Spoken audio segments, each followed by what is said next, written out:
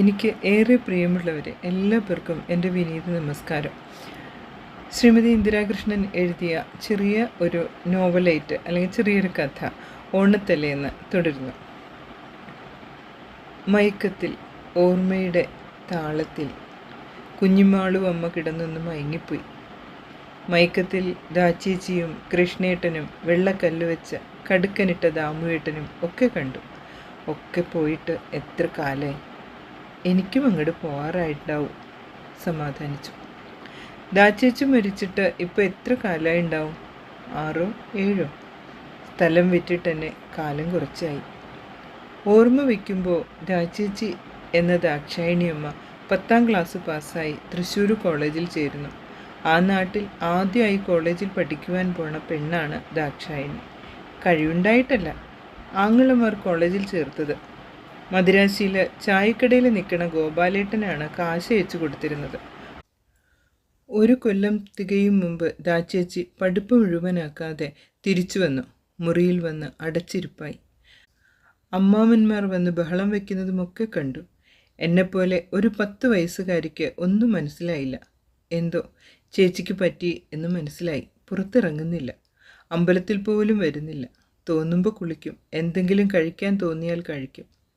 അമ്മ ഇടയ്ക്കൊക്കെ ദാച്ചേച്ചിയുടെ മുകളിലെ മുറിയിൽ ചെന്ന് വാതിലടച്ചിരുന്ന് വർത്തമാനം പറയും.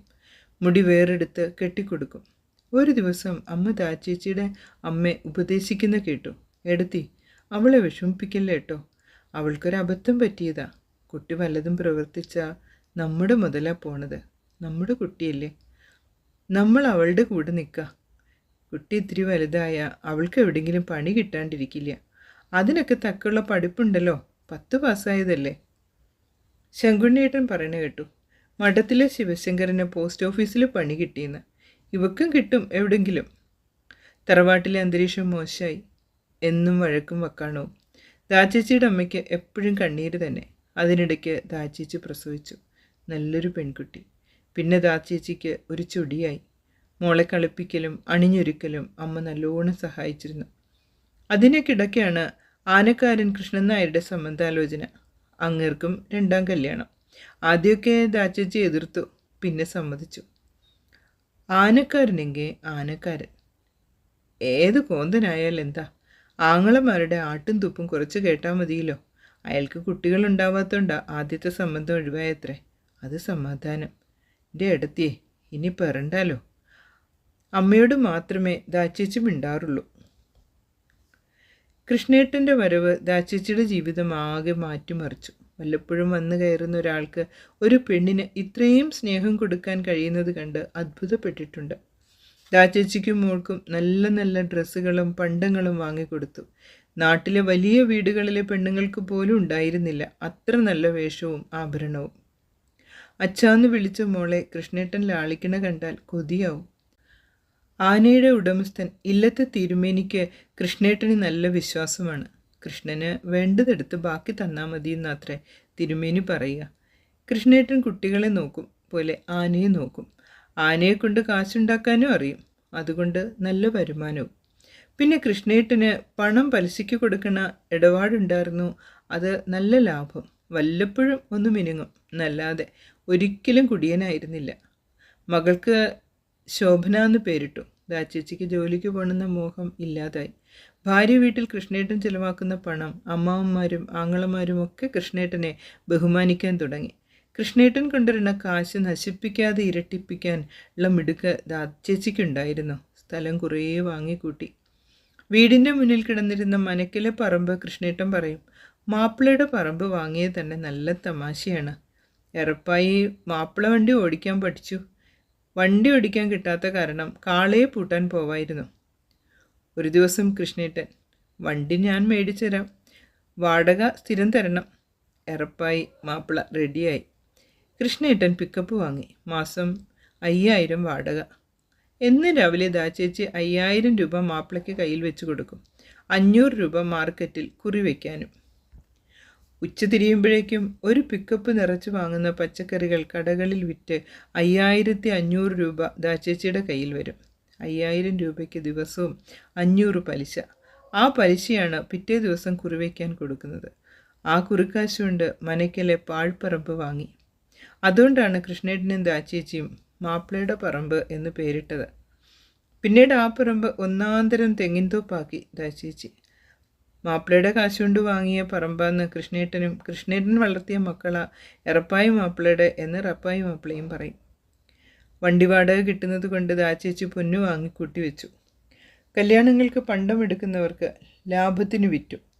ശോഭനയെ പഠിപ്പിച്ച് കോളേജ് ലെക്ചറാക്കുക എന്നതായിരുന്നു കൃഷ്ണേട്ടൻ്റെയും ദാച്ചേച്ചിയുടെയും ലക്ഷ്യം. അതവർ നേടിയെടുത്തു. ശോഭന വലുതായി.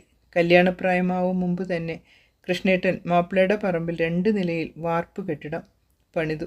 നാട്ടിലെ ആദ്യത്തെ ടെറസ് വീട്, ശോഭനാലയം എന്നെഴുതിയ വലിയ ഗേറ്റും. ശോഭനയ്ക്ക് കോളേജിൽ പോവാൻ ഫിയറ്റ് കാറും. 1 ലക്ഷം രൂപ കൊടുത്താണ് കോളേജിൽ ജോലിക്ക് കയറിയത്.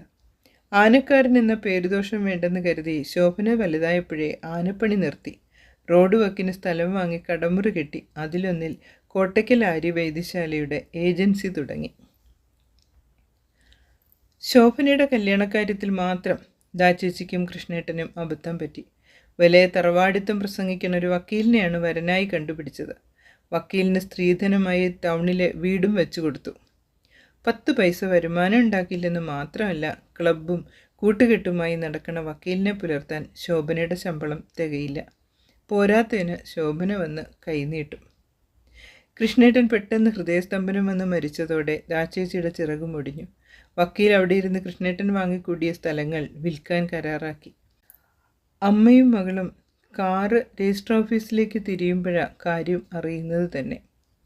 മെയിൻ റോഡിലെ കടമുറികൾ വിറ്റപ്പോൾ ദാച്ചേച്ചി പറഞ്ഞു, വക്കീലെ, ഇനി എൻ്റെ കൈ മഷി പുരട്ടാൻ പറ്റില്ല കേട്ടോ. എനിക്കിവിടെ കിടന്ന് മരിക്കണം. അത് വക്കീലിന് ഇഷ്ടമായില്ല. തള്ളേ ആര് നോക്കുന്നു ചിട്ടാ ഈ വീര്യം? വക്കീല് പിന്നെ ദാച്ചേച്ചി മരിക്കുവോളം കടന്നില്ല. ദാച്ചേച്ചി മരിച്ച് 16 കഴിയുമ്പോൾ ശോഭനാലയം ഒരു മുസ്ലിമിന് തീറെഴുതി. എൻ്റെ മൂത്ത മകൻ സച്ചു ആ ചാവക്കാട്ടുകാരനെ അന്വേഷിച്ച് പിടിച്ച് 1 ലക്ഷം രൂപ കൂടുതൽ കൊടുത്താണ് ആ സ്ഥലം വാങ്ങിയത്. കിണറും കുളവും ഉള്ള പൂങ്കാവനം പോലത്തെ പറമ്പ്, നല്ല വീടും. കൂലി വാങ്ങിയിട്ടാണെങ്കിലും നമ്മുടെ കുറേ വിയർപ്പ് വീണതല്ലേ അമ്മേ. നമ്മുടെ കൊച്ചമ്മയും കൃഷ്ണമാമനും ഉറങ്ങണതും. അവൻ പേർഷ്യയ്ക്ക് പോകും മുമ്പ് ദാച്ചേച്ചിയുടെ കയ്യാളായി കുറേ അധ്വാനിച്ചിട്ടുണ്ട് ആ പറമ്പിൽ. അത് മറ്റൊരാൾ വാങ്ങണത് അവന് സഹിച്ചില്ല. അവൻ്റെ ഭാര്യയും കുട്ടികളുമാണ് ഇപ്പോൾ അവിടെ താമസം. അമ്മേ, ഏടത്തിയമ്മ വന്നിണു? വത്സല വന്നു. വിളിച്ചപ്പോൾ എഴുന്നേറ്റു.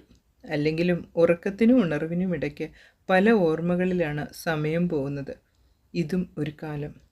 കുഞ്ഞുമാളുവമ്മ ദീർഘനിശ്വാസം വിട്ടു.